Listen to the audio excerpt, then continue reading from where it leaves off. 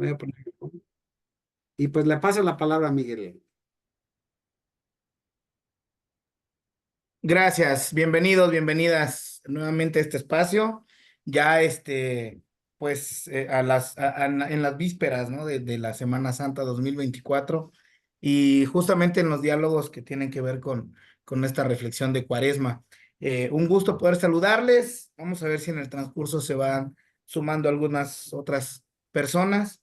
Y bueno, recordarles que este es un espacio de diálogo, un espacio que hacemos todos y todas, y que lo importante es que nos sintamos justamente con esta libertad de, a partir de la provocación del texto que nos va a compartir David, pues poder sumar a la reflexión colectiva, ¿no? Y ahí encontrarnos en ese diálogo. Así que pues bienvenidos y bienvenidas todos y todas. Sí, gracias, Miguel. Bueno, como no vamos a tener los diálogos el próximo viernes, por ser Viernes Santo y hay muchas actividades en las iglesias y todo, sí los vamos a retomar después de Semana Santa. Pero pues hemos estado viendo estos diferentes momentos de los últimos días de Jesús, este, mm, pues que su entrada en Jerusalén, la acción en el templo, en la última cena, la semana pasada vimos lo de su arresto y su juicio y todo eso, ¿no? Entonces, pues hoy quisiera ver esta escena de la cruz, pero después de Semana Santa, quiero o sea, la pregunta que dije que íbamos a ver durante la cuaresma es, ¿cuál es la iglesia que debe morir? ¿No? Y estamos como pensando en estos temas para hacernos esa pregunta, ¿cuál es la iglesia que debe morir? Y para después de Semana Santa, quiero tomar como la otra pregunta que es, entonces, ¿cuál es la iglesia que debe surgir? ¿Cuál es la iglesia que debe existir? ¿No? ¿Cómo debe ser la comunidad? Pero también a partir de la cruz. Pero siempre hay que ver la cruz con la resurrección, ¿no? Entonces, vamos a seguir como haciéndolo a partir de la cruz, pero ya pensando también en la cuestión de la resurrección, recordando que nunca se puede desvincular la cruz de la resurrección, ¿no? Pero bueno, entonces hoy quisiera pues anticiparme a lo que es dentro de 8 días, que es cuando recordamos la muerte de Jesús en la cruz, el Viernes Santo, ¿no? Y ver ese tema, ¿no? ¿Qué vemos de la muerte de Jesús? Ahora, hay mucho, yo originalmente iba a tocar un poco, por ejemplo, la cuestión de las mujeres que están al pie de la cruz, las escenas de la cruz, pero ya después pensando, yo mejor voy a ver esos temas un poco más después de Semana Santa, porque hoy quisiera trabajar un poco otro tema que luego nos va a permitir hablar de estos temas, ¿no? Y es la pregunta que siempre se hace. ¿Por qué? ¿Por qué la cruz? ¿Por qué la muerte de Jesús? ¿Por qué murió o por qué tuvo que morir? Muchas veces se dice de esa forma, ¿no?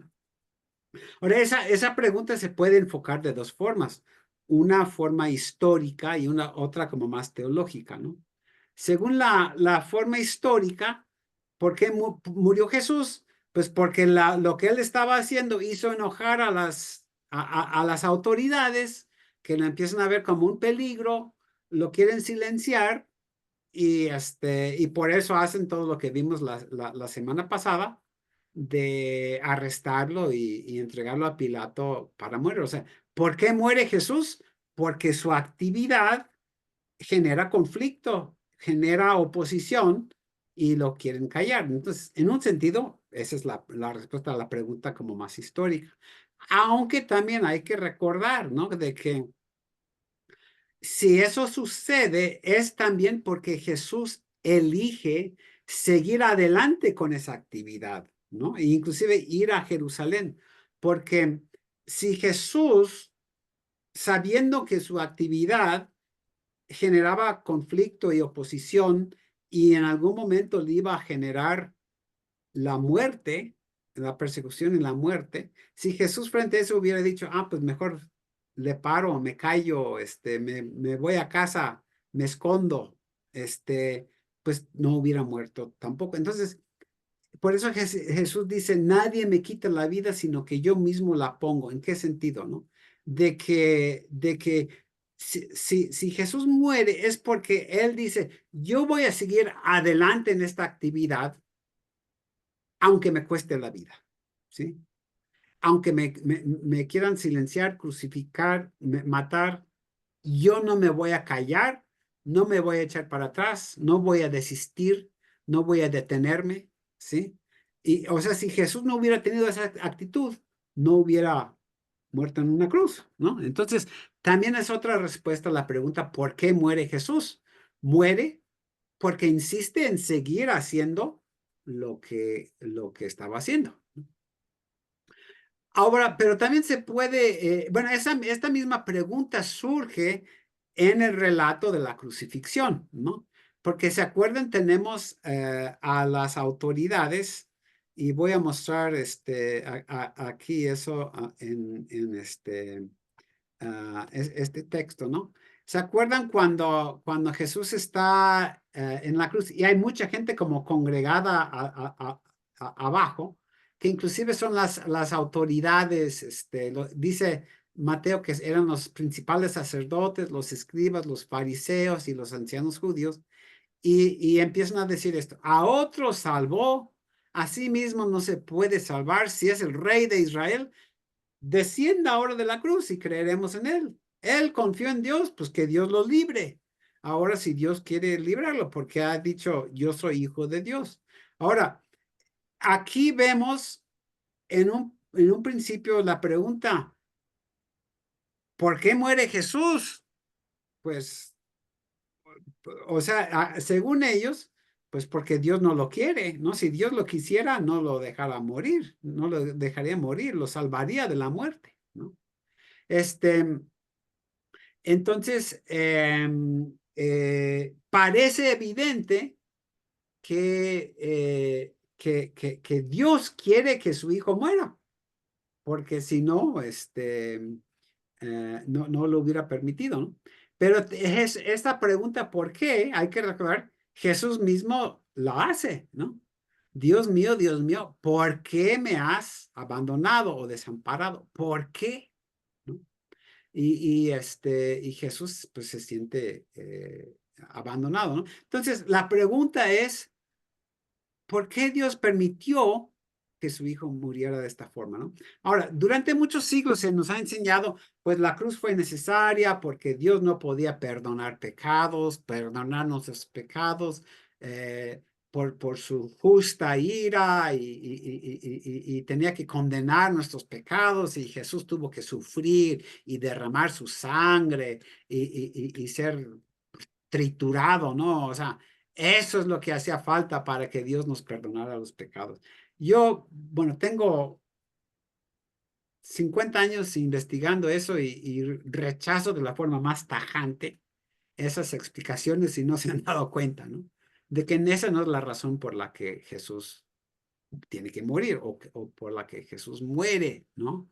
No es para convertir a un Dios malo, iracundo o justo y santo en un Dios que pueda perdonar pecados. Dios puede perdonar pecados cuando y donde le place. No necesita de la sangre, ¿no? Entonces, bueno, pero entonces si no es esa la razón por la que Dios permitió que mataran a su hijo, ¿cuál es? ¿No? Ahora, yo lo que les voy a compartir ahora la explicación que yo doy. ¿Por qué murió Jesús? O inclusive, ¿por qué tuvo que morir? Y vuelvo a lo mismo que he estado compartiendo, ¿no? El proyecto de Jesús.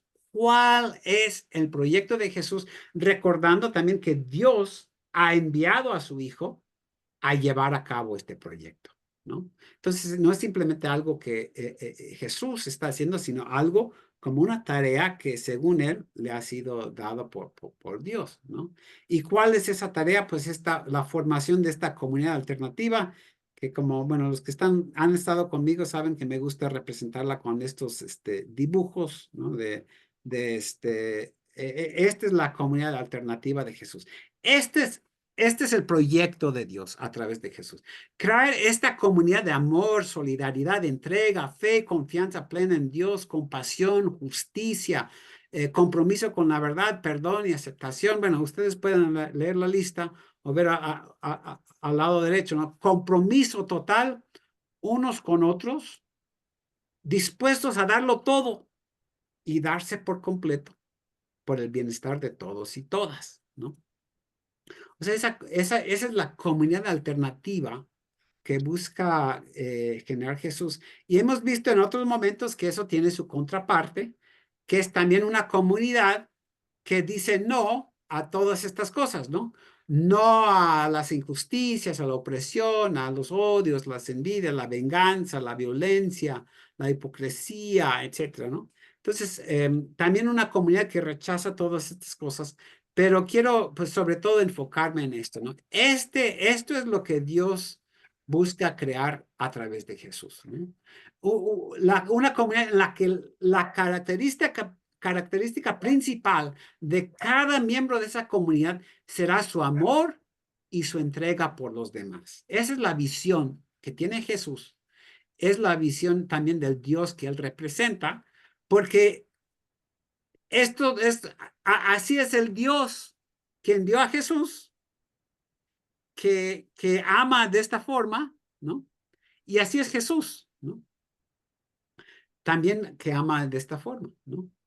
Ahora, si hablamos de este amor, ¿cómo, o de esta entrega, cómo debe ser, ¿no? Deben amarse los unos a los demás, los unos a los otros, solo en su tiempo libre, cuando no tienen cosas más importantes que hacer, o solamente cuando les da la gana, o solo cuando no requiere de mucho esfuerzo o muchas molestias, ¿no? O sea, obviamente no, o sea, uno que va a formar parte de esta comunidad, como dice Jesús, y llama a sus discípulos, dejarlo todo, tomar su cruz y síganme, o sea, formar parte de una comunidad de esta forma, la que busca crear Jesús, exige todo de uno mismo, ¿no? No que ames a los demás como en un 50% o inclusive en un 80 o 90%, sino 100% o inclusive a veces decimos pues más que el 100%, ¿no? Si eso fuera posible. Un amor que hará lo que sea por las personas amadas, ¿no? Cueste lo que cueste. No importa el precio que se tenga que pagar. Y tenemos muchas descripciones de este tipo de amor en el Nuevo Testamento y como vamos a ver, es precisamente por el tema de la cruz, ¿no? Podemos decirlo así, cada uno de los que forma parte de esta comunidad amará a los demás hasta las últimas consecuencias, ¿sí? Ese amor estará dispuesto a dar la vida por las personas amadas, ¿no? Y sé que a veces me voy a adelantar un poco, estas formas de hablar pueden ser problemáticas si no las manejamos bien, porque a veces también estas ideas se pueden tomar como para oprimir en lugar de liberar, pero después vemos ese tema, ¿no? Ahorita lo que quiero ver es, lo que busca Jesús es esta clase de comunidad donde todos estén comprometidos y comprometidas con los demás, ¿no? Y plenamente, ¿no? Y la misión y la tarea de Jesús para las cuales Dios lo envió es hacer que esta clase de comunidad se haga realidad y también que se vaya extendiendo por todas partes, ¿no? Desde un principio, la visión de Jesús formando discípulos, yendo de un lugar a otro, es lograr que esta clase de comunidad, bueno, él maneja la parábola del sembrador, ¿no? Que está como tirando estas semillas por todas partes. O sea, reflejan esta idea de que Jesús quiere, inclusive en algún momento dice que tienen que llevar esto hasta los fines de la tierra, a todas las naciones. O sea, Jesús quiere que esta comunidad, que en un sentido va a ser como una comunidad de comunidades, se haga realidad en muchas partes, ¿no? A través de todo el mundo, podemos decir, ¿no? Este, ahora, ¿qué se necesita para formar esta clase de comunidad? Bueno, primero, sus seguidores y seguidoras tienen que tener esa visión, ¿no? Él tiene que instruirles sobre cómo es esa comunidad, cómo se relaciona con los demás, cómo se vive en amor, cómo se practica la justicia, qué significa estas cosas. Tiene que comunicarles los valores, ¿no? Como estos que acabo de explicar, animarlos a adoptar esos valores. Eso lo vemos en su enseñanza, ¿no? De orar por tus enemigos, no juzgar a los demás. Cuando habla de amar a los enemigos, dice así como Dios ama a todos, los buenos y los malos, de perdonar a tu hermano, de no enojarte con otro. O sea, por una parte tiene que instruirles cómo se vive en esta comunidad que él pretende formar, pero no basta tampoco con palabras, ¿no? Jesús tiene, o sea, todos conocemos gente que habla muy bien del amor y todo, pero uno tiene que vivirlo, ¿no? Entonces, una parte integral de su ministerio, Jesús no solo enseña con sus palabras, sino con sus hechos, la forma en que Él está con la gente, Él busca a la gente de forma activa, está buscando servir a los demás y sanar sus enfermedades y ayudarlos en sus problemas y también llamarles la atención cuando hace falta y todo eso. O sea, Jesús les enseña también con lo que hace, no solamente con lo que dice, ¿no? Pero esto tampoco es suficiente. ¿Sí? Uno puede hablar y enseñar todo lo que quiere, pero más que nada lo que Jesús tiene, yo no puedo enseñar a nadie a amar si yo no los amo primero, ¿sí? Y entonces Jesús no solamente enseña sobre el amor, Jesús encarna y vive el amor. Esa es la clave, ¿no? Jesús ama, no porque tenga que hacerlo o porque, no sé, o simplemente porque quiere dar como una clase del amor. Él de corazón, igual que el Dios que representa, ama a todo mundo y busca su bienestar integral y su felicidad, de corazón, ¿no? ¿Se acuerdan? Jesús ve las multitudes y dice que está triste, dice, eh, veo como la gente le hace tanta falta, pidan ustedes que haya más obreros para la mies, ¿no? Porque es mucha. Hay mucha gente adolorida, mucha gente sufriendo. Necesitamos como levantar un ejército, ¿no? No en el sentido negativo, ¿no? Sino un grupo más obreros para ayudar a toda esta gente. Entonces, todo eso, también hay otros pasajes, ¿se acuerdan? Cuando Jesús ve a una persona y le duele ver cómo está sufriendo, ¿no? Y también le duele cuando le quieren prohibir ayudar. O sea, porque Jesús, ese es el amor, ¿no? Entonces, si Jesús quiere formar esta comunidad de amor, pues es porque así ama a Él. ¿Sí? Y solamente van a amarse los unos a los otros si aman igual que él, ¿no? Entonces, y por eso llama a la gente a seguirle viviendo en ese tipo de amor y amando a los demás también, ¿no? Y ese amor, hay que recordar, es para todo el mundo, no solamente para los buenos o para los obedientes, sino para los pecadores, para los rechazados, para los marginados, para la gente mala también. O sea, es un amor sin condiciones, ¿no? Que busca el bienestar de todos, no simplemente cuando le da la gana o cuando no es demasiada molestia, sino que Jesús, igual que Dios, aman con todo su ser, con todo lo que son, todo lo que tienen, ¿no? Y quiere que todos se amen de la misma forma y podríamos llegar también que uno se ame a sí mismo de una forma sana, de la misma manera, ¿no? Bueno, entonces enfocando esto con la idea del amor y la entrega, ese es el proyecto de Jesús, de formar este tipo de comunidad donde haya este compromiso de todos entre todos, ¿no? Donde todos estén dispuestos a dar lo mejor de sí mismos, unos por otros y por los demás, ¿no? Ahora, ahora sí vamos a ver la pregunta. ¿Por qué entonces Jesús muere en una cruz? ¿Y por qué Dios su Padre lo permite sin intervenir ni hacer nada para evitar la muerte de Jesús en la cruz, ¿no? Ahora, hace rato usé esta frase, amar hasta las últimas consecuencias, ¿sí?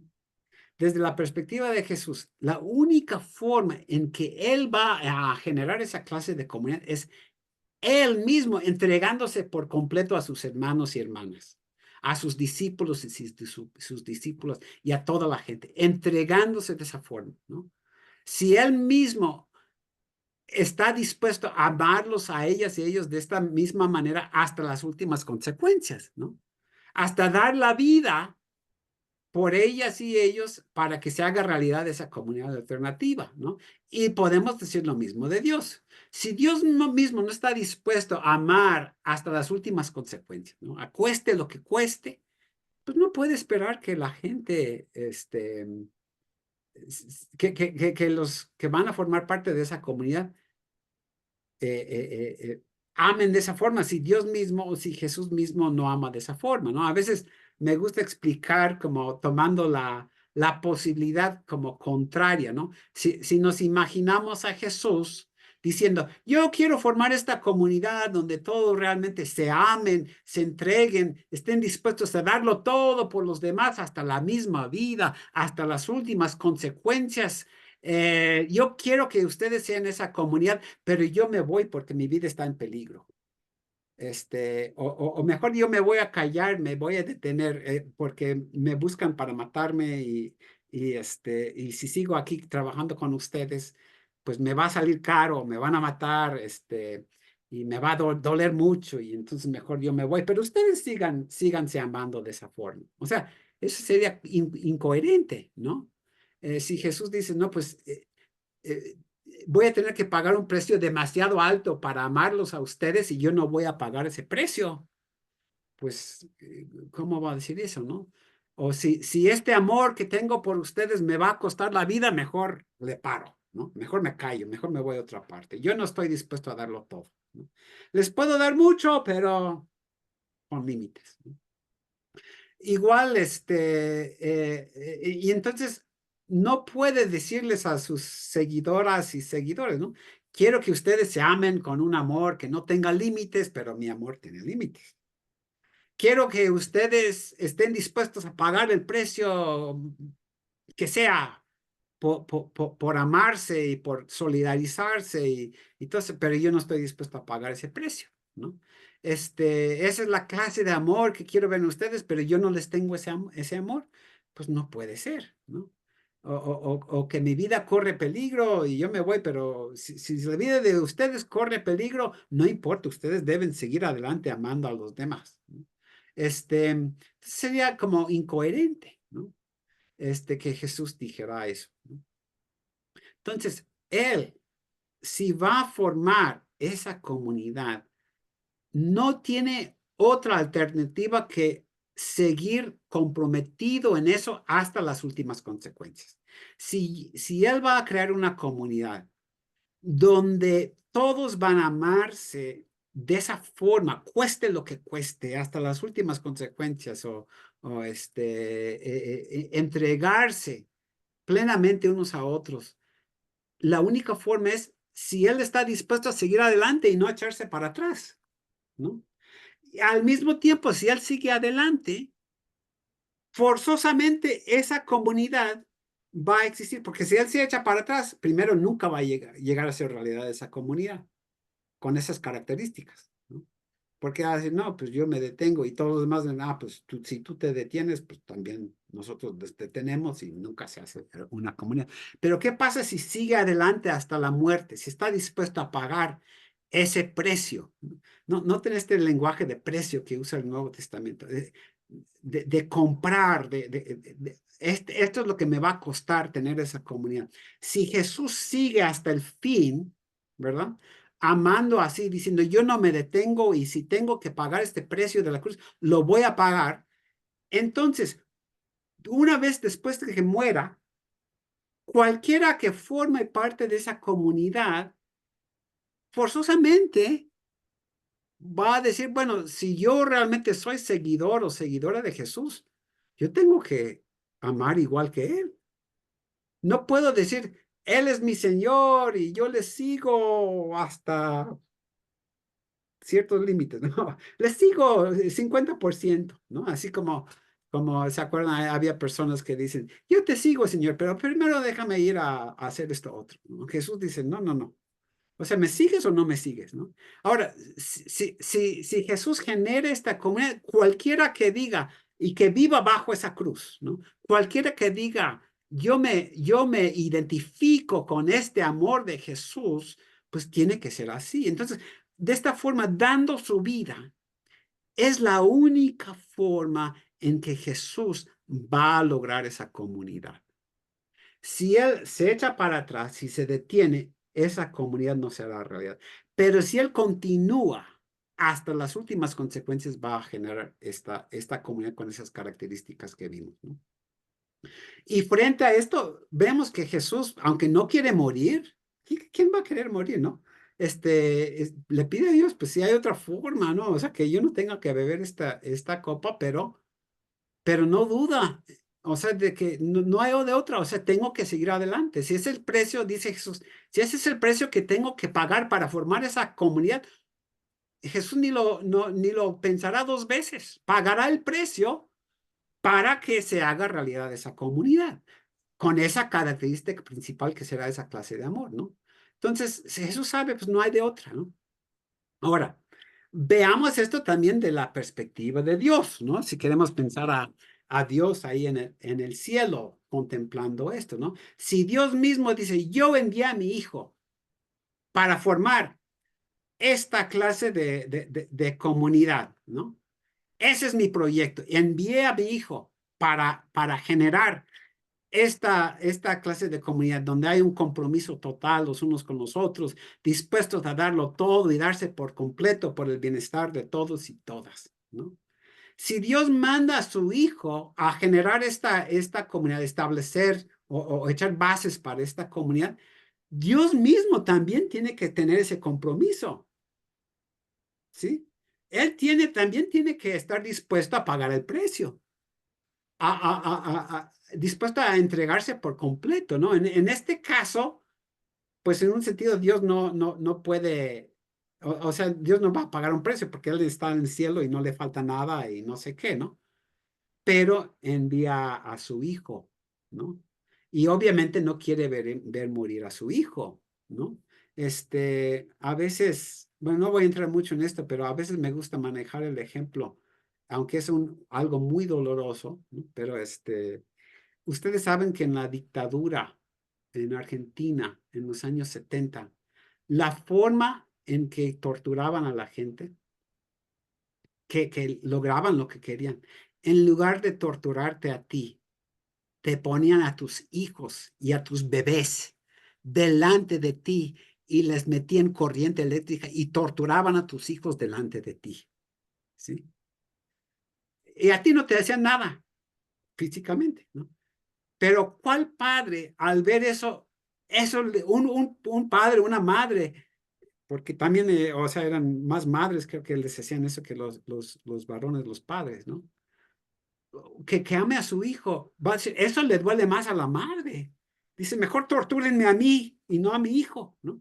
Entonces, hay esta idea también en el Nuevo Testamento, ¿no? De que Dios envía a su hijo, pero a ver morir a su hijo y todo eso, pues ese es el precio que tiene que pagar el padre, ¿no? Y por eso el Nuevo Testamento habla de Jesucristo como el único hijo amado, y hasta nos remite a esta historia de Abraham, ¿no? Con Isaac, ¿no? Que Dios en un primer momento le dice sacrificar a su hijo. O sea, eso le duele.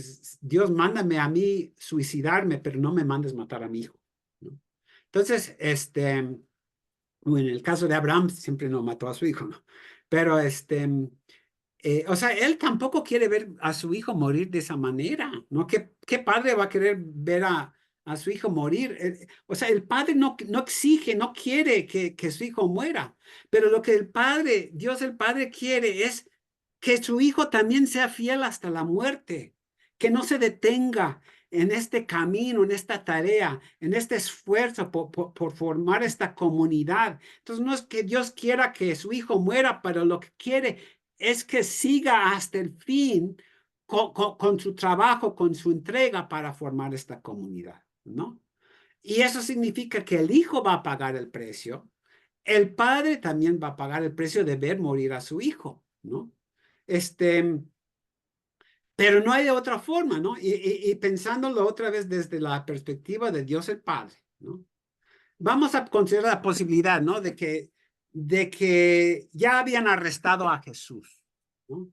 Y ya está llevando la cruz. Bueno, vamos a decir, antes de que lo empezaran a flagelar, Dios dijera, ay, no, están maltratando a mi hijo, mejor lo saco de ahí desde el cielo como Dios saca a su hijo y dice, no, yo no voy a dejar que hagan eso a mi hijo, ¿sí?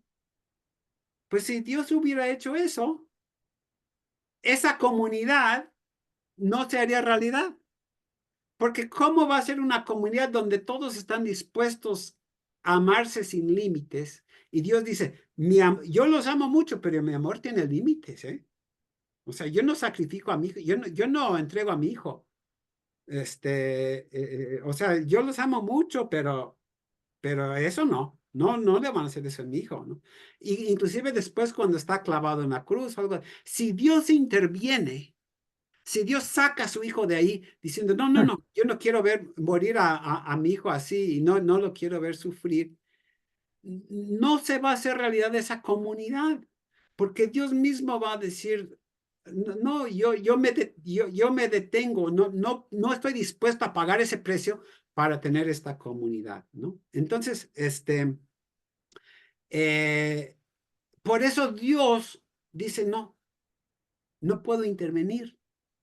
Si esa comunidad se va a hacer realidad, tengo que dejar que pague las últimas consecuencias de este compromiso, porque solamente voy a crear una comunidad donde todos estén dispuestos a darlo todo. Y Dios mismo tiene que estar dispuesto a darlo todo, no porque quiera, no porque sea bueno sufrir o algo así, sino es la única forma de lograr esa comunidad. Entonces, ¿entienden entonces por qué Jesús tiene que morir, no? ¿Por qué Dios no puede intervenir, no? No tiene nada que ver con esto de que Dios no podía perdonar pecados sin muerte y sangre, o para aplacar la ira de un Dios justo que exigía que nuestros pecados fueran castigados, ni ninguna otra de esas ideas que nos han metido a la cabeza que yo digo que están muy mal.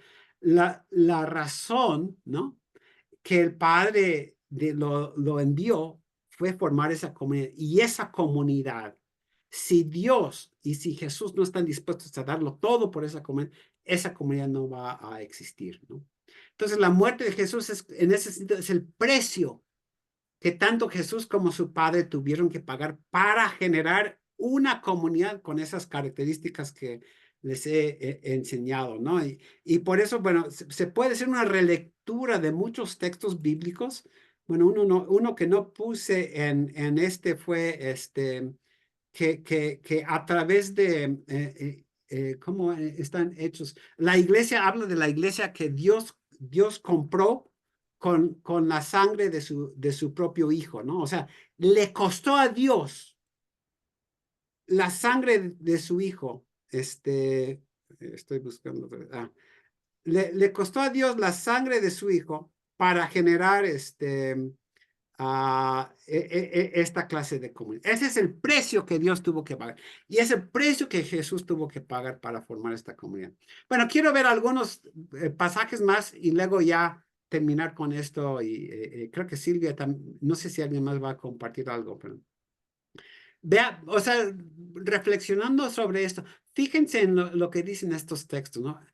Así empieza Juan su relato de la pasión en Juan 13:1. Antes de la fiesta de la Pascua, sabiendo Jesús que su hora había llegado para que pasase de este mundo al Padre, como había amado a los suyos que estaban en el mundo, los amó hasta el fin, ¿sí?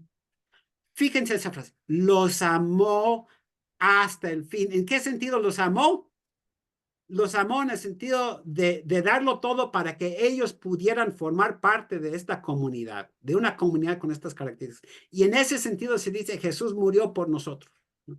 Y también se murió por nuestros pecados, en el sentido de que dejemos de andar en esto y estemos aquí en esto, ¿no? Eso le costó la vida, en ese sentido dio la vida, ¿no? Pero no hubiera sido realidad esto si Jesús no hubiera amado, como dice aquí, hasta el fin. hasta el fin. Porque si Jesús hubiera dejado de amar, dejado de darse, esa comunidad no se habría hecho realidad, ¿no? También en última cena, Jesús dice, este es mi mandamiento, que se amen unos a otros como yo los he amado. Noten, como yo los he amado. No simplemente ámense los unos a los, sino como yo los he amado. No hay mayor amor que este, que uno ponga su vida por sus amigos, ¿no? Entonces, noten esta idea de que Él los ama hasta el fin y así va a crear esta comunidad donde todos los miembros de esta comunidad van a amarse de la misma forma como Él los ha amado, ¿no? En Efesios también tenemos esto de Cristo nos amó y se entregó a sí mismo por nosotros como ofrenda y sacrificio. O sea, no es que su ofrenda y sacrificio aplaque la ira o Dios, sino de Dios, no, esa no es la idea, sino que dio su vida, lo ofreció a Dios como buscando que se haga realidad esta comunidad. Y ese es su amor, y en ese sentido se entregó por nosotros. ¿Por nosotros en qué sentido? Por nosotros de que tú y yo pudiéramos encontrar vida, nueva vida en esta comunidad que existe gracias a Jesús, ¿no? Otro pasaje, en este hemos conocido el amor en que Él dio su vida por nosotros. También nosotros debemos poner nuestras vidas por nuestros hermanos y hermanas. Jamás hubieran podido escribir esto si Jesús no hubiera muerto. Porque no, Él no dio su vida por nosotros. Tampoco nosotros tenemos que poner la vida por nuestros hermanos y hermanas. O viéndola desde la perspectiva de Dios, ¿no? Que Dios dijera, ustedes deben poner sus vidas por sus hermanos y hermanas, pero eso no se lo permito a mi hijo, ¿eh? Porque mi hijo vale mucho para mí y ¿no? O sea, el amor es que Él dio su vida y así genera una comunidad donde todos también están dispuestos a darlo todo.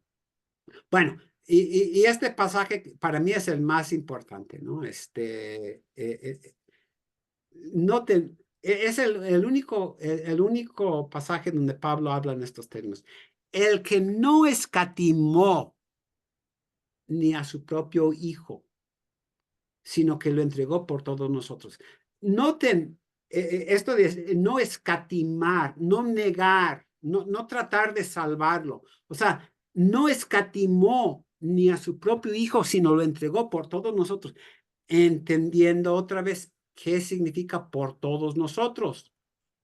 Por todos nosotros significa para que nosotros pudiéramos encontrar vida formando parte de una comunidad así. En ese sentido, Jesús murió por nosotros, ¿no? Dio su vida para que tú y yo pudiéramos estar en esta clase de comunidad, ¿no? Entonces, dice, lo entregó por todos nosotros. ¿Cómo no nos dará también con él todas las cosas?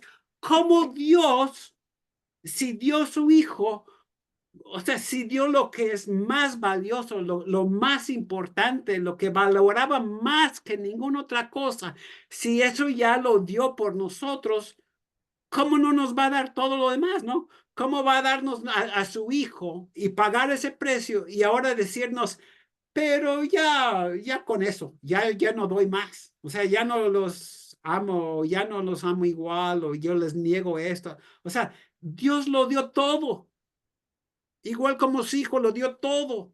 Entonces, por eso Pablo dice, si hasta su propio hijo lo dio, para que ustedes y yo pudiéramos formar parte de esta comunidad, ¿cómo no nos va a seguir dando todo de sí mismo todavía, ¿no?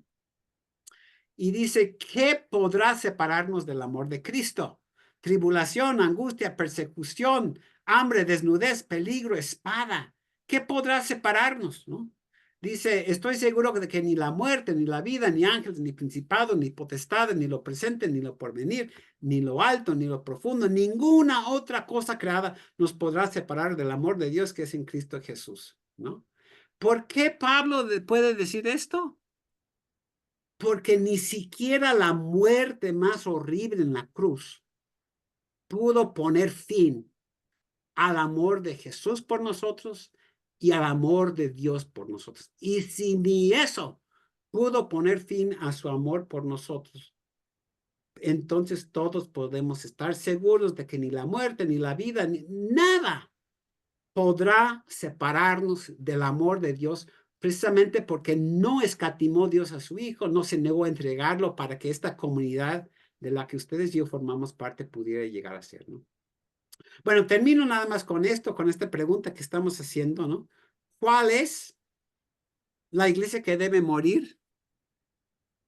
Pues precisamente la iglesia que no está caracterizada por esta misma clase de amor, ¿no? La iglesia que tiene que morir, bueno, para compartirlo, la iglesia que tiene que morir es la iglesia que no hace esto. Esa es la iglesia que tiene que morir. En pocas palabras, si no somos esta comunidad, tenemos que serlo, ¿no? Y no porque tengamos que hacerlo, sino el mismo amor de Dios nos va a hacer de esta comunidad, igual que el amor de Jesús, ¿no? Bueno, como digo, después vamos a seguir sobre este tema después de la resurrección, viendo cómo es que se genera esta comunidad, ¿no? Pero,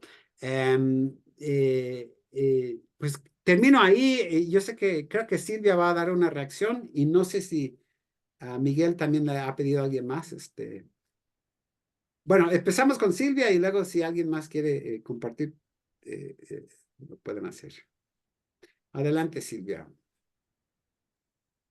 Gracias, profesor, por darme la oportunidad de un tema tan interesante, reflexionar sobre un tema tan interesante. Cuando yo leí el título, eh, dice contemplando el futuro al pie de la cruz, justamente fue lo que hice. Me imaginé yo contemplando el futuro y a la cruz como el pasado. Así los contemplé, el futuro y el pasado cruzándose, haciendo un vértice, convergiendo en un punto, y ese punto le llamé presente. Entonces, y me imaginé a Jesús en su presente, en su momento presente, cuando él tuvo que tomar la decisión de obedecer, digámoslo así, porque él decía que su padre lo había enviado.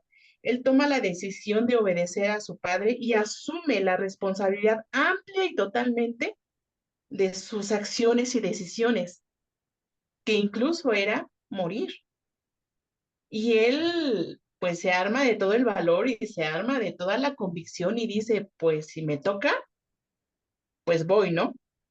Y me sorprende, bueno, a mí siempre me había sorprendido esa actitud de Jesús. Yo nunca, en la Biblia, nunca leí que echara culpas. Nunca dijo, es que, pues, son malos o son ambiciosos, por eso me van a matar. No, él siempre asumió su responsabilidad de lo que él estaba haciendo, de lo que él estaba llevando a cabo. Eso es algo, pues, bien sorprendente, ¿no? Bueno, al menos para mí me sorprende bastante. Eh, esto, esta decisión la toma por un simple proyecto, por el simple proyecto, nada fácil, nada sencillo, que es el amor a restablecer el reino de Dios, el mandato de su Padre, formar una comunidad como usted lo ha venido diciendo. Y esa comunidad debería de tener determinadas características que era el primero en asumir. Y no, y repito, no se rajó y asumió todo lo que tenía que asumir para llevar a cabo la formación de esa comunidad. Y, y digo, cosa tan, pues, contrastante que bueno, se hacen llamar cristianos. Yo cuando era persona de iglesia, siempre hice las cosas que el pastor, que la comunidad decía que teníamos que hacer, pero por solamente con dos objetivos, bueno, no con dos objetivos, sino por dos razones lo hacía. Una por retribución, porque todo lo que yo lo hiciera aquí, me lo iban a pagar allá en el cielo. Y segundo, por miedo, porque si no lo hacía, pues igual me la iban a cobrar. Cuando llegara yo allá, me iban a cobrar pues la falta de acciones, ¿no? Pero yo nunca recuerdo haber hecho algo de lo que hice por amor. Eh, Lo hacía de buena gana, lo hacía, sí, con buena voluntad, pero nunca por amor, sino por retribución o por miedo.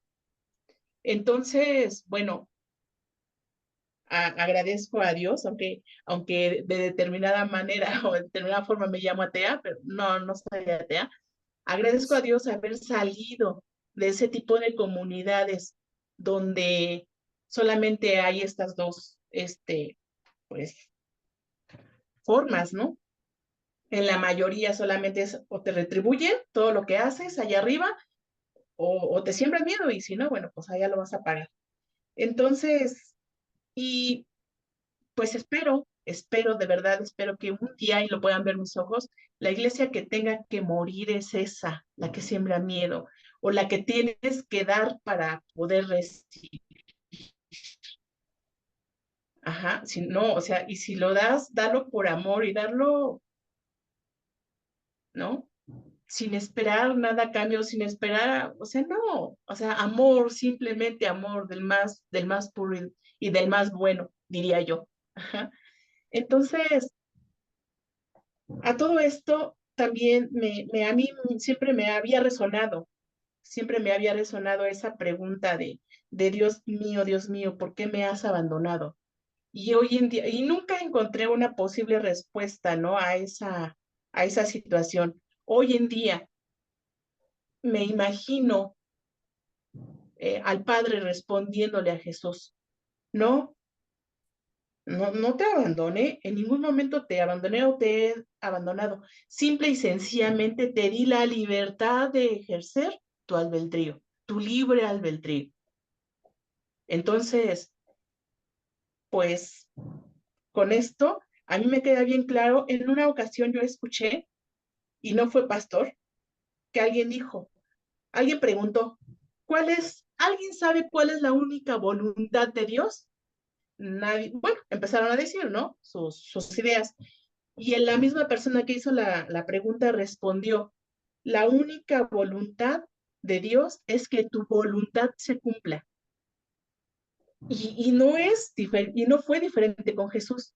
La voluntad de Jesús fue entregar incluso su propia vida y el Padre lo dejó ejercer, lo dejó hacer su voluntad. Por eso no intervino. Pienso, o podría yo decir o justificar al Padre de esa manera. Por eso no intervino. Lo dejó hacer lo que él pensó que era lo más óptimo para formar esa comunidad que espero un día sea realidad en todo el mundo. Gracias. Gracias por permitirme participar. No, al contrario, gracias por tu participación, Silvia. Y sí, tocas cosas muy importantes. En primer lugar, ese, ese concepto de iglesia, o ese concepto que tú dices, yo hacía lo que hacía porque para ganarme algo o evitar, por miedo, evitar el castigo de Dios. Esa es la clase de comunidad que genera la fe en un Dios que exige sangre y muerte para perdonar pecados. Y por eso digo, hay que rechazar ese, en algún momento tal vez puedo profundizar un poco más en eso, pero la triste realidad para mí, y hablo de muchos años de experiencia trabajando con comunidades, con alumnos bueno, en su momento fue Silvia, que comparten estas cosas, ¿no? Es que lamentablemente en la mayoría de las iglesias, disculpe que diga la mayoría de las iglesias la gente piensa como tú pensabas, Silvia, ¿sí? Que tengo que hacer esto para que Dios no me castigue y para ganar su favor, ¿no? O para ganarme algo y ¿qué pasa cuando pensamos no es una comunidad como la que mostré con la imagen, ¿no? O sea, de verdadero amor, ¿no? Y si uno, como tú dijiste al final, que esta comunidad alternativa se haga realidad en todo el mundo, eso es lo único que quiere Dios, porque nos ama, ¿no? Y eso es lo único que quería Jesús.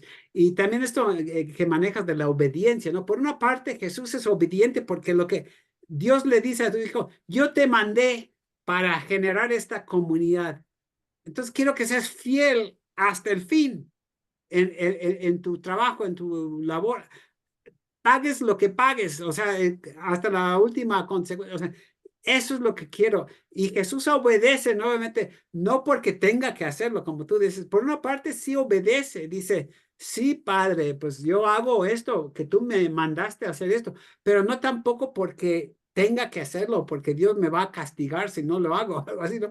Sino porque ese mismo amor nace de Jesús también. Y por eso en este último pasaje, ¿no? Que leí de Romanos, habla tanto del amor de Dios como el amor de Cristo. ¿Quién nos separará del amor de Dios y del amor de Cristo? Porque es un amor de los dos. Jesús, si hace lo que, si cumple con lo que envía a su Padre, que no es simplemente morir. El Padre no envía a su Hijo a morir, lo envía a generar esta comunidad y eso le va a costar la vida, ¿sí? Porque es la única forma de lograr esta comunidad. Y finalmente, nada más, me gustó mucho que usaste eso de que Jesús no se rajó, ¿no? Yo creo que sería otra forma de traducir si Dios, en lugar de decir, si Dios no escatimó a su hijo, también pues, si Dios no se rajó, ¿cómo no nos da todas las cosas con él? ¿No? Entonces, pues gracias por compartir eso, Silvia. Yo creo que nos quedamos aquí, ¿no? Si no hay alguien del más que vaya a dar somos más pocos hoy, entonces, pues escuchamos a los demás, si quieren compartir algo o comentar algo.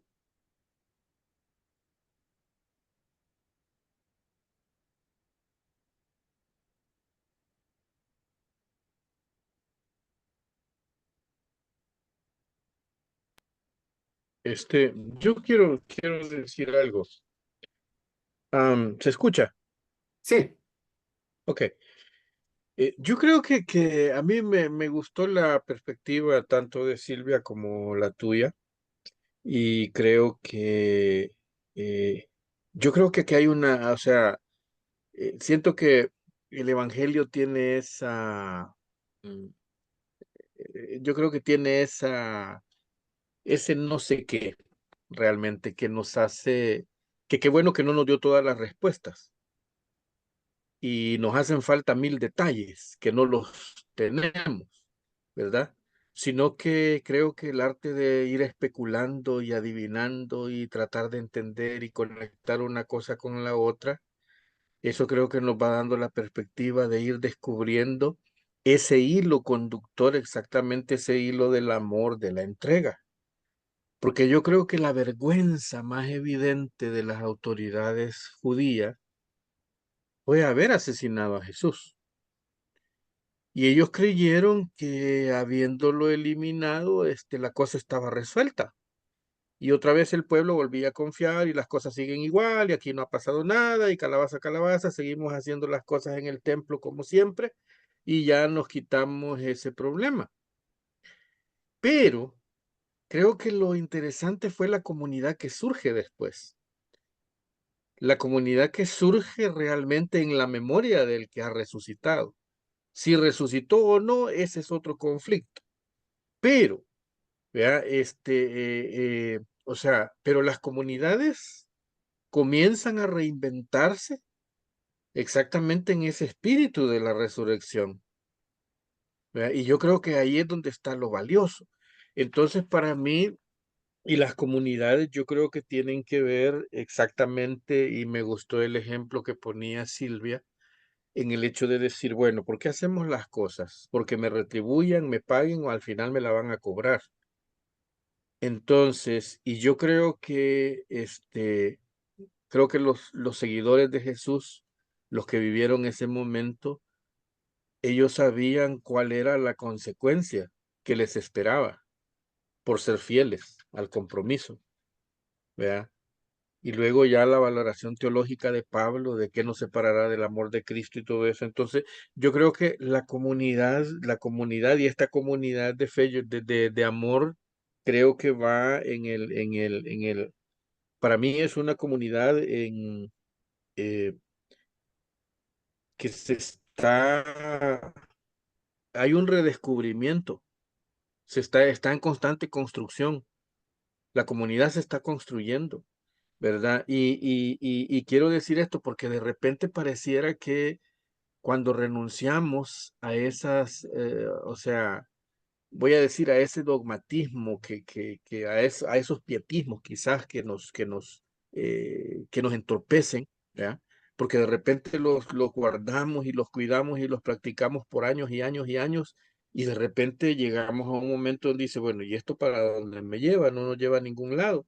Y pareciera que cuando nos desprendemos de ellos, realmente nos quitamos una carga, ¿vea? Pero de repente también, como nos han enseñado tanto, entonces de repente empezamos a sentirnos culpables, ¿no?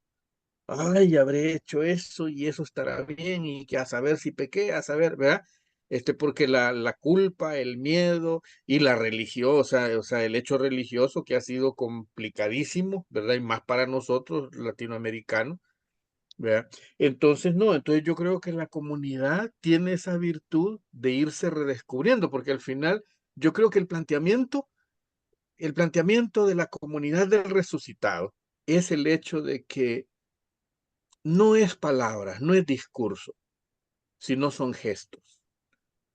Y yo creo que ahí es donde está lo valioso, donde al final, si crees o no crees, no es el punto. Es que si podemos construir juntos, vamos a avanzar.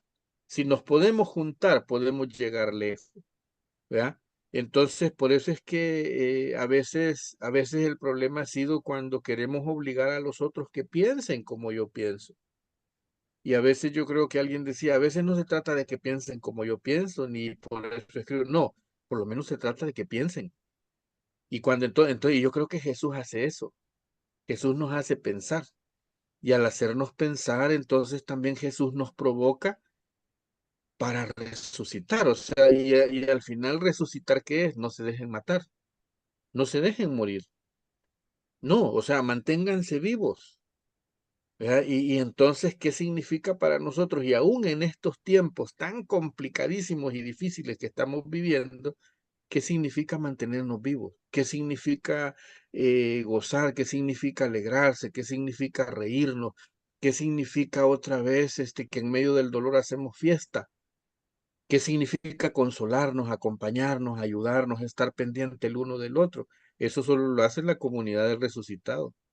Y entonces, y en la medida en que nosotros resucitamos con Él, creo que vamos entendiendo ese mensaje. Por eso es que yo creo que aquí la perspectiva es, no, démosle vuelta a la perspectiva esta del sufrimiento, ¿ya? Porque se sobredimensiona el sufrir, ¿verdad? Y el maltrato y el golpe y la angustia y la pena y la preocupación, pero al final yo digo, no, eso no, ese no es el punto, ¿verdad? Y otras discusiones que por ahí van, ¿verdad? Entonces, yo sí creo que esa comunidad para mí está en una permanente construcción, ¿verdad? Y la construimos realmente no desde la religión, sino desde el entender el caminar del Jesús que exige, del Jesús que pide y lleva tu cruz, y que sabemos que desde el principio cuáles serán las últimas consecuencias de ese seguimiento. Y también es al final, y el seguimiento, o sea, y creo que esta comunidad se hace de la sumatoria de todos los seguimientos, pero cada uno sigue a su manera. O sea, la mía no puede ser la mejor. No, es que yo estoy más adelante, aquella no puede apenas. No, no se trata de eso, sino que cada quien hace desde su aporte, ¿verdad? Pero al final yo creo que tenemos, y entonces esa comunidad que aprende a valorar el aporte, por pequeño, ínfimo que sea del otro y por grande que sea el del otro, eso yo creo que es lo que va permitiendo construir esta comunidad de amor de fe y podemos decir, otra iglesia es posible, ¿verdad? Dejo ahí mi comentario. Bueno, gracias, Jaime. O sea, dices cosas muy, muy importantes, muy valiosas. Antes de que participe Miguel, nada más quiero volver a esto, ¿no? De que eh, este, a veces podríamos preguntar, ¿cuánto darías tú por pertenecer a una comunidad así? ¿Qué precio pagarías? ¿Cuá- eh, eh, ¿Cuánto pagarías por tener un matrimonio así, o una familia así, o formar parte de una comunidad de fe con estas características? O sea, ¿cuánto darías? ¿Sí? Y lo que vemos en la iglesia en la época después de Jesús, la gente dice, bueno, y él mismo lo dice ¿se acuerdan su parábola de la perla de gran precio? El reino de Dios es como el mercader que va y encuentra una perla de gran precio y dice, por esta perla yo lo vendería todo para tener esto, ¿no? Y esto es lo que yo veo que surge, como tú decías, Jaime, de la resurrección, ¿no? ¿Qué pasa con todos estos discípulos? Todos están dispuestos a morir. La iglesia empieza a extenderse o sea, rápidamente por todas partes. ¿Por qué? Porque no se está predicando. Jesús aplacó la ira de Dios y ahora te perdona tus pecados y crecen, sino más bien están proclamando esta comunidad. Ven a formar parte de esta comunidad. La gente dice, sí, sí, y así me estaba acordando ahorita que estaba hablando Jaime también. Lo que tú describes es como cuando dices todos aportan y todo este ejemplo de Primera de Corintios 12, cuando Pablo habla de la iglesia como un cuerpo, ¿no? Donde todos ponen algo, cada uno tiene un don que compartir con los demás y esto es lo que nos hace un cuerpo. Pero me hiciste recordar también Segunda de Corintios 11, ¿no? ¿Se acuerdan este pasaje donde Pablo dice, eh, eh, habla de todo lo que ha pasado. De los judíos, 5 veces he recibido 40 azotes, 3 veces he sido azotado con varas, una vez apedreado, 3 veces he padecido naufragio. Una noche, un día he estado como náufrago en alta mar, en caminos muchas veces, en peligros de ríos, peligros de ladrones, peligros de los de mi nación, peligros de los gentiles en la ciudad, en el desierto, peligros en el mar. Todo esto, ¿no? Que sufre Pablo, ¿por qué está dispuesto a sufrirlo? No porque sea un fanático loco que quiere convertir a todo mundo a simple, o sea, porque ha encontrado vida en esta comunidad, ¿no? Y dice, y esto lo tengo que compartir con los demás, cueste lo que cueste. Entonces, vemos que efectivamente la fidelidad hasta la muerte de Jesús, de conformar esta comunidad, genera esa comunidad y ahí está la evidencia en Pablo y todos los demás apóstoles que según la tradición, todos menos Juan, mueren posiblemente una muerte violenta, pero ¿por qué? No porque sean fanáticos o porque quieren ser mártires, sino porque encuentran en esta comunidad y dicen, yo pago cualquier precio no solo por formar parte, sino hacer que esta comunidad se extienda a los demás, ¿no? Bueno, ahora sí, Miguel, Gracias. No, gracias a ti, a Silvia y a Jaime por tan, no sé, son cosas muy profundas, muy interesantes, pero al mismo tiempo también no tan difíciles de entender cuando uno los escucha hablar, ¿no? Yo, mientras estabas hablando las últimas consecuencias, la fidelidad, la firmeza, que fue algo de lo que hablamos un poquito también el viernes pasado, ¿no? Me acordaba, hay un libro deuterocanónico de los Macabeos, y me acordé de aquella historia de los 7 hermanos y la mamá que son llevados, ¿no? Y son torturados y uno al otro se van exhortando en vez de exhortarse a rendirse, a mantenerse firmes, ¿no? Entonces, me recordaba también de esa parte de este libro de los Macabeos donde la madre, como tú decías, o sea, no la torturan a ella frente a sus hijos, sino a los hijos frente a ella para que ellos se echen para atrás, ¿no? Para que ella renuncie a sus principios, a obedecer más al rey que al mandato de Dios. Entonces, eso, ¿no? Yo creo que en la historia también ha habido como grandes ejemplos de firmeza, obviamente empujadas por el ejemplo de Jesús. Creo que eso es una de las cosas que me brincaba mucho también cuando Silvia estaba hablando, ¿no? La cruz como un signo de amor hasta las últimas consecuencias, de pronto es utilizada dentro de las iglesias o dentro de la religión cristiana, más bien como una advertencia o una amenaza, ¿no? En vez de ver al Hijo de Dios que está dispuesto a ir hasta las últimas consecuencias, nos hemos quedado con esta idea de ese es mi lugar. O sea, si él fue capaz de hacer eso con su propio hijo, es un Dios que está sediento de sangre, ¿no? Y qué bueno que fue él, porque si no hubiera sido yo el que tuviera que estar ahí como castigo por mis pecados. Entonces, esto que tú mencionabas como un gesto de amor hasta las últimas consecuencias, se ha convertido en muchas de las iglesias, en la mayoría, en una advertencia o en una amenaza terrible, ¿no? Eh, y eso, no sé, en este mes sobre todo el mundo sabe que, sobre todo el hermano Jaime desde allá de El Salvador, que yo soy un pastor luterano bastante romerista y me trajo a la mente totalmente aquello que se encontró en el diario de Monseñor Romero y que me va a permitir compartirlo justamente en estos días, ¿no? Donde Romero decía, he sido frecuentemente amenazado de muerte. Debo decirles que como cristiano no creo en la muerte sin resurrección. Si me matan, resucitaré en el pueblo salvadoreño. Se lo digo sin ninguna jactancia, con la más grande humildad. Como pastor, estoy obligado por mandato divino a dar la vida por quienes amo, que son todos los salvadoreños, aún por aquellos que vayan a asesinarme. Si llegan a cumplirse las amenazas, desde ya ofrezco a Dios mi sangre por la redención y la resurrección del Salvador. El martirio es una gracia que no creo merecer, pero si Dios acepta el sacrificio de mi vida, que mi sangre sea semilla de libertad y la señal de que la esperanza será pronto una realidad. Mi muerte, si es aceptada por Dios, sea por la liberación de mi pueblo y como un testimonio de esperanza en el futuro. Puede usted decir, si llegasen a matarme, que perdono y bendigo a quienes lo hagan. Ojalá y así se convenzan que perderán su tiempo. Un obispo morirá, pero la iglesia de Dios, que es el pueblo, no perecerá jamás. Ese es un ejemplo de como firmeza, esta firmeza que viene desde el amor y lo menciona en cada momento, ¿no? Entonces, aún en esos momentos de fragilidad, encontramos en la historia, bueno, Monseñor Romero mencionó por el marco en el que estamos, pero los discípulos de Jesús, la primera iglesia, los profetas, o sea, gente que por amor, no por miedo ni por obligación, como decía Silvia, sino por amor, entregan todo lo que son, incluyendo su vida, en esta firmeza de crear esta comunidad. Y yo no dudo, y con esto quería como cerrar el comentario, esta parte de, Dios mío, ¿por qué me has abandonado, no?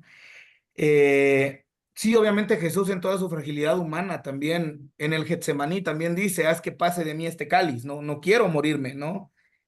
Porque es una persona que no quiere morir, pero sabe que es algo que está en el camino para cumplir con esta, con la conformación de esta comunidad. Y me gustó mucho cuando Silvia decía, no, yo no te he abandonado, ¿no? Y me recuerda que Jesús hace lo mismo también con sus discípulos, ¿no? Él les dice, yo no los dejaré solos. Y aún en estos tiempos, cuando uno siente que la presencia de Jesús o de Dios está lejos, y también a veces nos preguntamos, ¿por qué me has abandonado? Regresa esta parte, ¿no? De Dios en el Cristo de la cruz y de Cristo con los discípulos dispersos por el miedo que tenían después de la muerte de Jesús, a decir, Jesús tampoco abandona a su pueblo, ¿no? Jesús sigue caminando con su pueblo porque camina con ellos hasta las últimas consecuencias. Y ahí el pasaje que les decías de Pablo, ¿no? Ni la muerte, ni la muerte, ni la vida, ni lo alto, ni lo bajo, ni la oscuridad, ni nada nos puede apartar del amor de Dios que es en Jesucristo, ¿no? Eh, y bueno, hay un pasaje que me gusta mucho de Juan también, donde dice, en esto conocerán que son mis discípulos. Cuando tú dices, ¿cuál es la iglesia que debe surgir? Bueno, adelantándome un poquito, ¿no?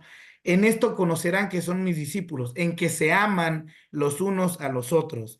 Entonces es otra vez como recordar cuál es el centro del ministerio de Cristo y qué es lo que hace que Cristo camine hasta las últimas consecuencias, ¿no? Que es el amor por su pueblo y el amor demostrado en, si tengo que hacer esto para demostrar que mi amor es así de grande, entonces lo hago y les pido también que ustedes hagan lo mismo con los demás y con las demás. Entonces, son cosas que me surgieron de todo lo que iban platicando tú, Silvia, Jaime. Gracias, Miguel. Nuevamente muy interesante. Y qué interesante esta comparación con Romero y esta cita, ¿no? Que, donde habla de lo mismo, de la sangre. O sea, ¿en qué sentido va a redimir con su sangre? No es que la sangre de Romero va a aplacar a Dios, sino que lo que está diciendo, si yo estoy dispuesto a seguir adelante, cueste lo que cueste, aunque me quiten la vida, no es que quiera morir, obviamente, ni Romero, ni Jesús, o sea, no quieren morir, no quieren sufrir. ¿Quién quiere sufrir? Pero estoy dispuesto a pagar este precio. Y llama la atención, ¿no? Tanto con Jesús, con Romero. ¿Por qué los mataron así? ¿Para silenciarlos? ¿Para aplastar al pueblo? ¿Para, para, para evitar que el pueblo siguiera como con esas ideas o con luchando a favor de la justicia y la paz? O sea, lo que pretendían era aplastar. ¿Y qué les pasó, no? Creo que hay un dicho que dice algo así como que le salió el tiro por la culata, algo así. O sea, sucedió al revés, ¿no? Y lo vemos con Jesús, lo vemos con Romero, ¿no? De que igual con otras figuras como Martin Luther King, ¿no? En lugar de aplastar el movimiento, la gente dice, como que pierde el miedo, pero pierden el miedo porque dicen, bueno, si él estuvo dispuesto hasta dar la vida, pues yo ya también no estoy dispuesto a dar la vida. Y una vez que pierdes el miedo, ya eres libre. Ya te amenazan y tú dices, no, amenáceme lo que quieras. Yo no desisto de luchar por la justicia, por la paz, o sea, por mi comunidad, etcétera, ¿no? Entonces, algo que se puede decir, ¿no? Se puede matar a alguien como Jesús o Romero, pero lo que no se puede matar es el amor, ¿no? El amor de ellos, ¿no? Y ese amor sigue adelante, ¿no? Entonces, muy interesante estas comparaciones. Que, por cierto, este domingo está bueno, tanto el aniversario como, bueno, al final yo creo, Miguel nos va a dar más detalles de lo que vamos a hacer para conmemorar a Romero. ¿Alguien más quisiera compartir?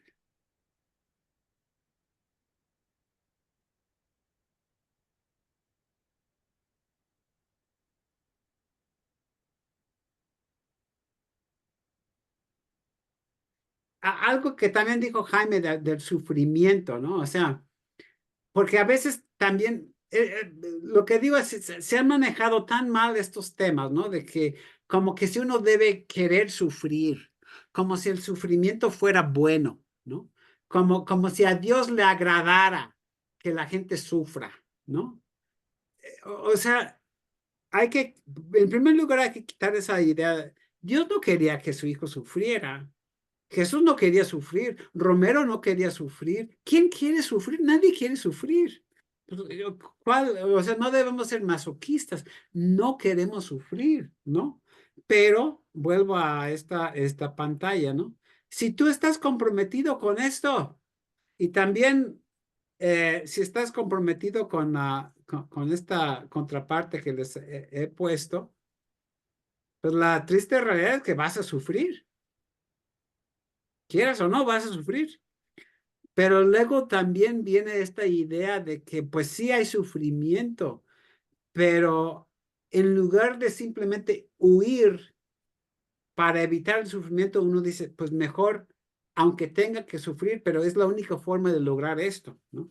Y me vino, cuando estaba hablando a Jaime, también me vino a la mente ese pasaje de Pablo que dice en Romanos 12, donde habla de las características de esta comunidad. Dice que es una comunidad que llora con quienes llora y ríe o se goza con los que se gozan, ¿no? Bueno, eso de gozarse con los que se gozan, pero llorar con los que lloran, no porque tengas que hacerlo, o sea, no tampoco por querer llorar, sino porque amas tanto a tus hermanos que están sufriendo, que si los ves en dolor vas a llorar y no quieres sufrir ni que ellos sufran, pero pero tu amor es tanto, como decía hace rato de Jesús, que veía a las multitudes y sufría, le dolía en su corazón, ¿no? Igual llama la atención, ¿no? Que luego a veces se presenta Dios mismo, ¿no? Doliéndose en su corazón al ver lo que ocurre en el mundo. Entonces, no es que uno quiera sufrir, sino ese mismo amor te lleva a sufrir, pero está dispuesto a sufrir, ¿no? Sí, Alicia. Es que el amor duele. Entonces, cuando amamos, por más que no queramos sentir el dolor que está sufriendo nuestro hermano, sufrimos. Sufrimos porque estamos amando a ese hermano, a esa hermana. También al estar dando de nosotros para otros que están sufriendo, también sufrimos. Pero sin embargo, como decía la Madre Teresa de Calcuta, tenemos que dar y dar hasta que duela, porque mientras más demos de nosotros, aunque tengamos dolor, vamos a estar eh, amando y entregándonos para vivir en esta comunidad que Dios nos vino a enseñar. Entonces, pues sigamos amando, aunque nos duela. Gracias. Sí, gracias. Y diríamos también que el amor, o sea, no es que a uno nuevamente esté buscando que le duela, sino, es algo natural, o sea, si realmente se ama, se duele, pero es donde también vemos esto de Pablo, por ejemplo, que habla mucho de todo lo que sufrió, pero dice, pero lo sufro con gozo. Porque en ese sufrimiento no es que uno sea masoquista que quiere sufrir, sino que hay un gozo de que este sufrimiento no es en vano, ¿no? Que este sufrimiento, igual como dice Jesús, ¿no? De que la semilla tiene que caer a la tierra para morir, pero solamente así va a generar el fruto, ¿no? Entonces, y yo diría, que pobrecitas de las personas que no les duele sufrir a los demás. Porque para mí eso sería muy, muy triste, ¿no? O sea, eh, eh, o sea, sí es un dolor, pero al mismo tiempo no hay nada comparable con el amor, ¿no?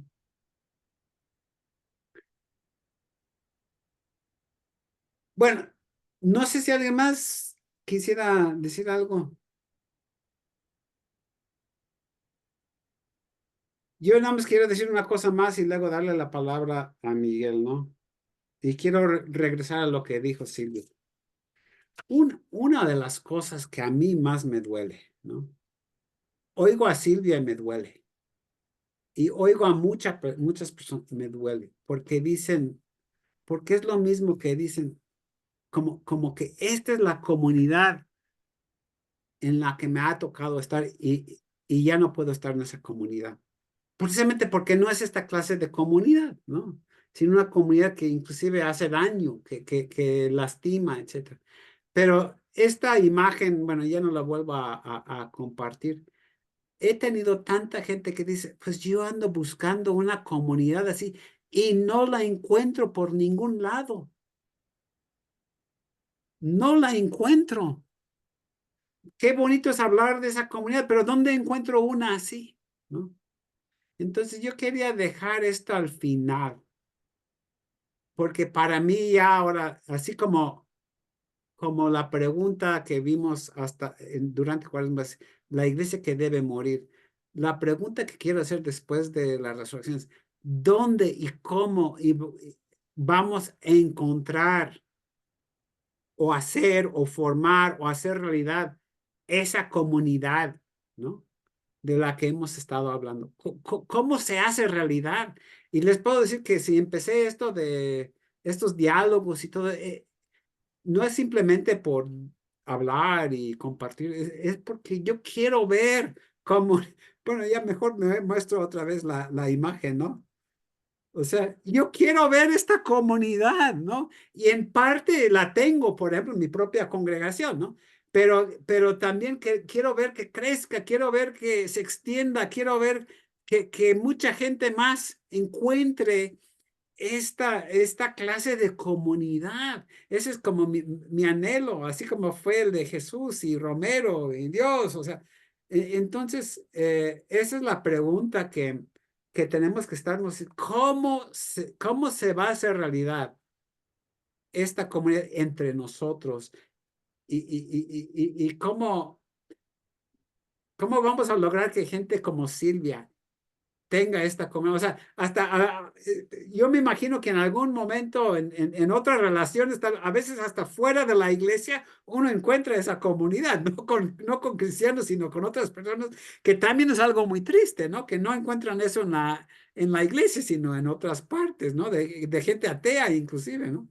Pero en fin, esa es la pregunta que vamos a retomar después de la Semana Santa y realmente es un dolor para mí, ¿no? Siempre ver y escuchar testimonios como el de Silvia que dicen, pues es que no encuentro y por eso no estoy en ninguna comunidad porque no sé, hay gente que dice en cada comunidad donde he estado me lastiman más de lo que me apoyan, ¿no? Y es muy, muy triste y sin duda hay esas comunidades, ¿no? Pero la idea es cómo hacerlas crecer y cómo fortalecerlas, ¿no? Entonces así lo dejamos y dejo que Miguel tenga la última palabra. Bueno, sí, como digo siempre, espero que no sea la última, pero por lo menos la de este espacio. Sí, gracias, David. Yo creo que ese es un reto que tenemos y es bien bonito saber que hay comunidades que representan quizá no todo, porque las comunidades finalmente somos perfectibles totalmente, pero en alguna medida intentar eso, ¿no? Y yo creo que ahí, yo lo único que sumaría, David, es, si no encuentro esa comunidad, ¿cómo la vamos construyendo entre todos y todas, ¿no? O sea, si no la tengo y no la encuentro, ¿cómo espacios como este también nos ayudan a ir construyendo esa comunidad? ¿No? Y ser parte, no llegar a esa comunidad que ya está con todos esos sí que tú pones, sino cómo vamos construyendo comunidad en el camino. Y este es un espacio maravilloso para eso. Entonces, por otro lado, bueno, quizá nada más recordar el próximo viernes, entonces no vamos a tener este espacio, vamos a mandar un recordatorio de que empezamos en el viernes de la semana de Pascua. Para retomar ya con lo que David nos irá proponiendo, recordarles siempre que hay la oportunidad de que tengan una reacción a lo que David propone y que nos pueden hacer llegar tanto a David como a Hugo como a mí para ir como agendando estas participaciones. Y por último, bueno, para quienes están en la Ciudad de México y quieran ir presencialmente o para quienes nos quieran acompañar en línea, el próximo domingo justamente en el marco del martirio o justamente el día en que se conmemora el martirio de Monseñor Romero, vamos a tener una celebración ecuménica que quiere ser también un esfuerzo de esta comunidad, ¿no? Que no tiene etiquetas, que no es exclusiva, ¿no? Que es una comunidad ecuménica y tenemos una celebración a las 5 de la tarde en la Iglesia Luterana Alemana. Va a transmitirse también por Facebook para quienes quieran acompañar la transmisión. Para quienes estamos en la Ciudad de México, quizás sería un buen pretexto para encontrarnos, ¿no? Más allá de lo virtual y poder compartir un ratito ahí entre artesanías, comida salvadoreña y otras cosas.